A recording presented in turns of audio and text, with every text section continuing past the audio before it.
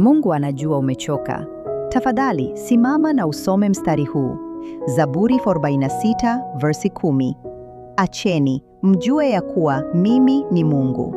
Rafiki, usilie, kila kitu kitakuwa sawa. Wakati mwingine, Mungu hataki ujaribu zaidi, bali anataka utulie.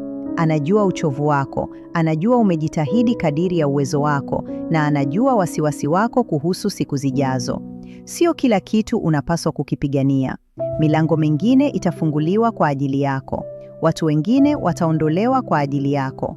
Hali fulani zitashughulikiwa hata wakati huwezi kuziona.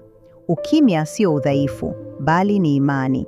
Hivi karibuni unaweza kulia, si kwa sababu ya maumivu, bali kwa sababu Mungu amejibu maombi yako, na utaona kwamba mkono wake wa neema haujawahi kukuacha. Ikiwa unachagua kuamini, tafadhali andika amina na ushiriki mstari huu na wale wanaohitaji leo.